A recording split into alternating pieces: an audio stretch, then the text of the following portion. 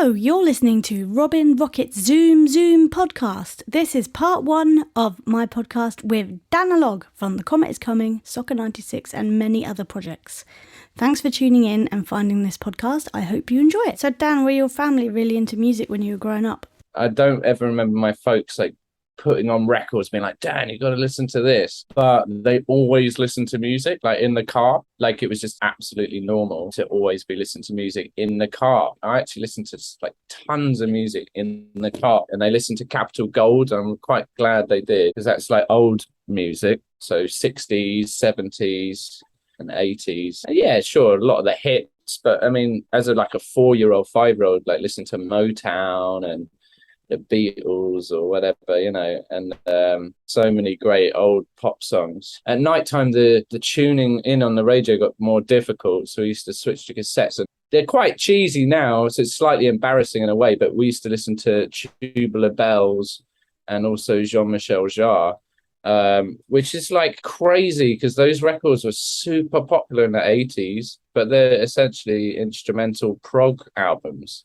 And it's weird, Tubular Bells is quite weird for a kind of massive global mega hit. Looking back, I've always thought, maybe they did have more of an impact than I realised. Probably people know you playing synths in the Coming and Coming and Soccer96. Did you have piano lessons, and how did you find the whole music education experience? I didn't like piano lessons, so I quit kind of early. It was awesome for two reasons, quitting piano lessons, because one, I think it was my first ever thing that I'd ever had in my life where I just accepted that I wasn't enjoying something and just stopped doing it at quite a young age, 7 or something. And I think that was a powerful moment. It was just you don't have to keep doing something that you don't like, which I know it sounds dumb, but I feel like a lot of things in life you just keep doing, and it's really nice to quit stuff. I remember being this is great, quitting. And it was also amazing because I really didn't enjoy the pressure of learning scales and then having to play them to the teacher. She was actually lovely. I'm not having a pop at her at all, but it was me. It was all in my own head, being too lazy to do the stuff. And then the teacher watching you when you clearly hadn't practiced at all. It just used to stress me out so much. And then when I stopped learning, I just started jamming every day on the piano. I played so much more when I wasn't getting lessons. I played 2 hours a day or something, just jamming. And I didn't know what I was doing, but it was fun. Did you ever play any other instruments, or was it always piano, and then synthesizers have a keyboard very much like a piano? I did end up learning the saxophone. Traditionally did all the grades and whatnot, and then I ended up going to Dutnall School of Music at one point. I got free lessons there, offered once a month with Jean Toussaint, who's a great jazz sax player, played with Art Blakey. And I was on a freebie, basically scholarship-y type thing. And I was his worst student by a million miles. And he knew it and I knew it. But in a really funny way, Shabaka, who I play with now in Comet is Coming, he was being taught by Jean Toussaint at Guildhall at that exact moment. And I decided over the course of a couple of years that I wasn't going to be a sax player, because I just couldn't find anything new in it. In the study of it, you have to kind of really deeply get into all the players of all time who played jazz down the ages and learn their solos and learn all the music and learn the whole real book and all that stuff. I think for some people, if you've got the right mind for it, that can be brilliant. And you learn this great foundation of rules and technique and language. But for me, I feel like I don't have the patience for that. And I want to just make my own sound now.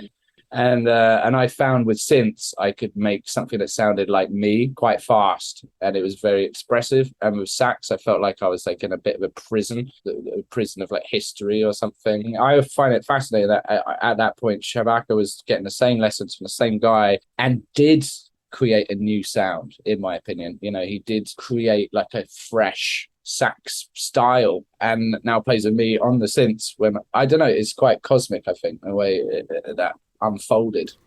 Just thought I should let you know in case you hadn't realised, but the Comet is Coming isn't playing together anymore.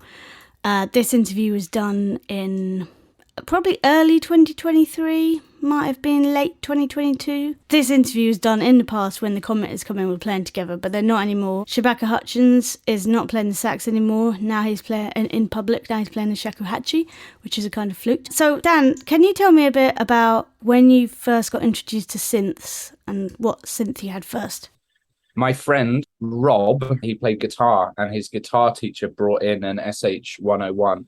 If, like me, you don't know anything about synthesizers, an SH-101 is a synthesizer made by Roland, or was made by Roland, and it's a monophonic, which I think means you can only play one note at a time, bass synthesizer. So basically it looks a lot like a keyboard, and it's designed to play bass parts, so low notes basically.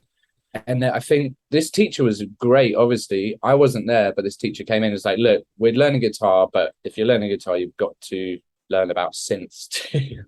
This guy sounds awesome. My mate finished that class and he rang me up straight away. We were like best mates. And he was like, Dan, I've just seen this thing. It's called a Roland SH-101. You have to get one for our band. So we were in a band together. We were like 17. And I couldn't find a 101 on eBay, but I found a Roland SH-09, which I still play today. And at the time, I can't believe it, they were so cheap. It was just before the kind of vintage synth explosion. So I got one really, really cheap. I remember being in my bedroom and plugging it in down the phone to my friend, just think through headphones, and then the headphone going into the phone. I was like, listen to this. We're like, and then, I immediately connected with it. And then, I started using it in this band where we had these huge riffs akin to the bands like Rage Against the Machine, like just really muscular, macho riffs, but on guitar, bass, and SH-9 synth. So they sounded absolutely huge. And then someone that you've been collaborating with for a really long time is Max Hartlett, Beta Max. How did you meet Max? So Max I met at Sussex University, and we were both on a music course, and it was tiny. It was like just 12 people in there. I think there's like 2 or 3 of us who kept going doing music in that class. There's an artist called Gazelle Twin. We met there and we found each other a bit strange at first. And then I think what we did, actually, there was a battle of the bands and we rocked up, just me, Max, and a friend of ours, Jonah, on bass. And then we just free jammed for like an hour at this battle of the bands against bands who are really polished. But then we also did a couple of like very questionable covers, like a Herbie Hancock tune. That kind of set the tone, really. It was like more courage than sense, probably. I gathered a group of my favorite people in the class together and we made this 6-piece. It was incredible, actually. It was one of those bands where you just have so many instruments and loads of cables. And I think we had 26 instruments on stage at one gig, and we were just trying to do everything, you know. And it was kind of post-rock, which was a style at the time. And it was, we did our first show supporting the Salva Mount Zion, which is a offshoot group of Godspeed, You Black Emperor. And it was all that kind of thing, that kind of scene. And that was a brilliant band, but a nightmare to coordinate because there's 6 of us. I took the kind of task of trying to kind of mediate in a compositional sense and try and get everyone to have their voice. And I think that was a success, but it was also a bit of a nightmare. And I think after a while, that one, it really imploded bad. Just too many egos in the room. For a small amount of time, for about a year or 2 in Brighton, we had some magical shows. And I still want to go back because we didn't really release most of the music we recorded. So I still want to go back and remix everything and then put it out because it'd be quite amazing.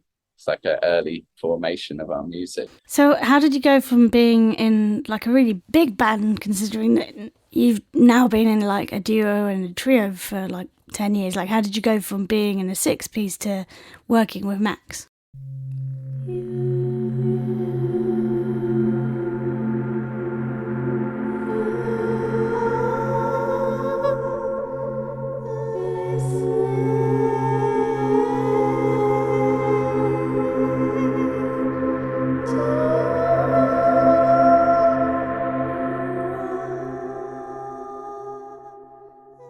That was part 1 of Robyn Rocket's Zoom podcast with Danalogue.